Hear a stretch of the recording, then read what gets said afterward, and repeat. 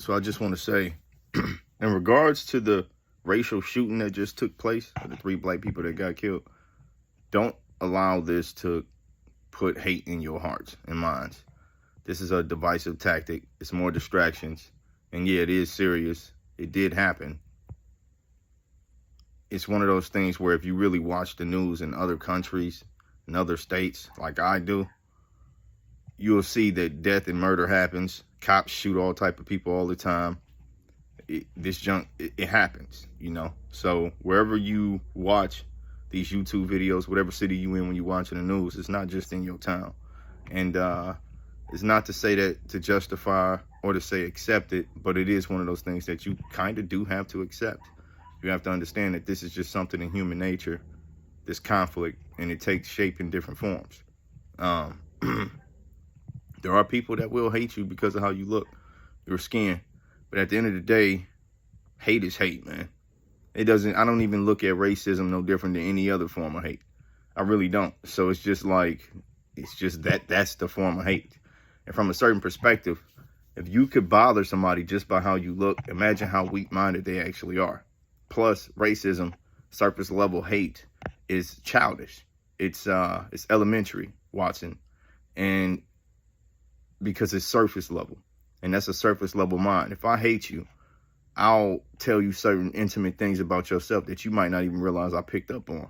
You know what I'm saying? I'll put you in an uncomfortable situation deeply. You know, and it's not going to be because of your hair or your nose or the color of your skin. That's just ridiculous. It's actually ridiculous. One thing that y'all must understand about true hate.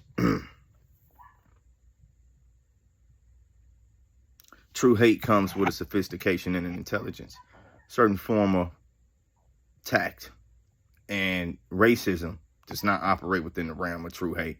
It's actually just truly stupid. It's stupidity. It's a lower intelligent mindset that gravitates to these type of divisive schools of thought, period. It's animalistic. So you know who's kind of working in their reptilian mind when you can look at life from that perspective. You know that they're not evolved.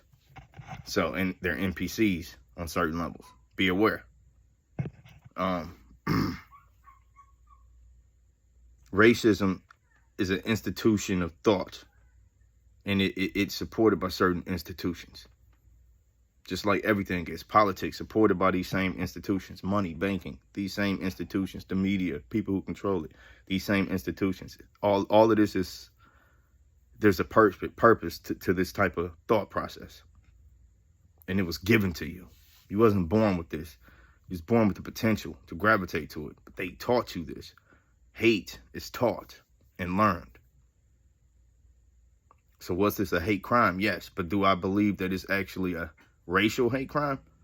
No. Because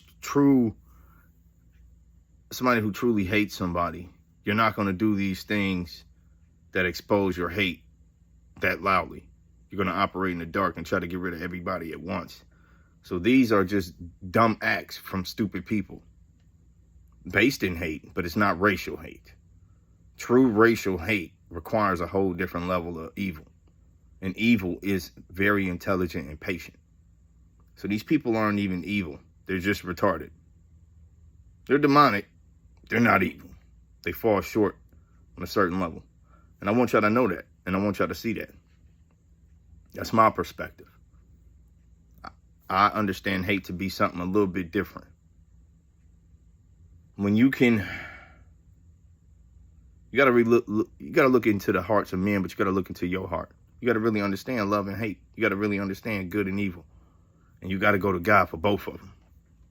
If you resort to evil experiences and education from people, from the world, from men, well then you're gonna come up short in the wisdom department because it's not the full truth, and it never will be. But God will give you the full truth.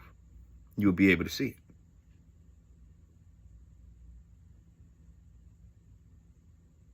Evil works on multiple levels.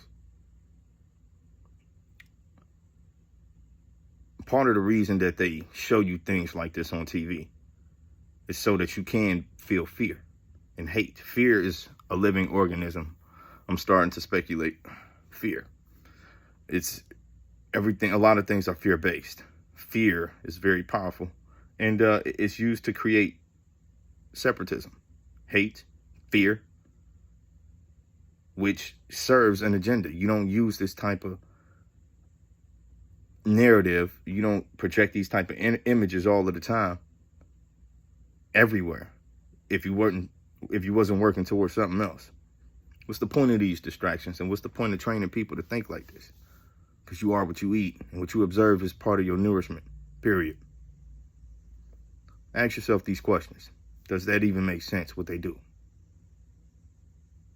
Does it make sense for people to really gravitate to these mentalities? No, but something keeps it going. The interesting thing is some people don't really want peace. Some people just want control by any means necessary. That's it. Chaos. That's it. It's no talking. It's no alternatives. And in this world is possible. The human creation has to evolve. It's not about individual hate crimes or actual racial hate crimes, your sexuality hate crimes, your religion hate crimes. It's not about none of that. It's about the overarching reality that we are all defective and geared towards war on some level.